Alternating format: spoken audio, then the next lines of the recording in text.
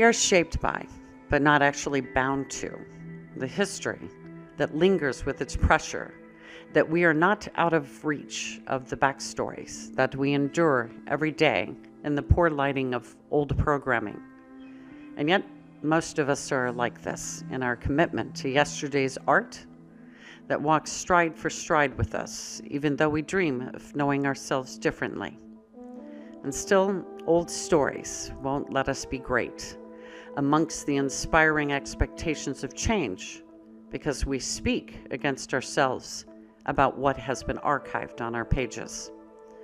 And even when we try to safely release the past, rules of thoughts are replicated out of habit that will then be used to frame tomorrow's grief and dreams, leaving us sideways once again. After all, darkness is resourceful in taking parts of our hearts with its big and messy messages that makes it impossible to lean into ourselves in any other way than negatively.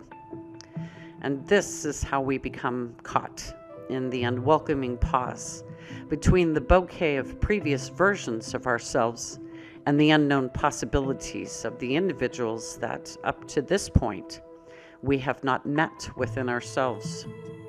So then it becomes even more likely for us to fall back into the ecosystem of survival, because moments are still mistaken for proof of who we are, rather than as the actions and responses of an understanding whose highlights got us this far. But if we can become friends with the parts of ourselves that have walked around grieving and dreaming, we have the opportunity to do what we have never done before, which is to have the courage to approve of ourselves. Because even though hope keeps what we think we are seeking, it also dwells in the ultimate desire to like who we see in the mirror, especially when the noise on the inside threatens our sustainability. Words of old attachments affect who we are today. So we can ask ourselves what we would do differently in those spots and emerge from their shadows with an up-to-date knowing to use in the tomorrows. New chapters need us to love ourselves in unlikable moments and to trust that magic isn't in being perfect or having flawless weather on the inside, but in taking the dark and delivering a different message from it to our homes. There are easy pickings to be shaped by in everyone's story.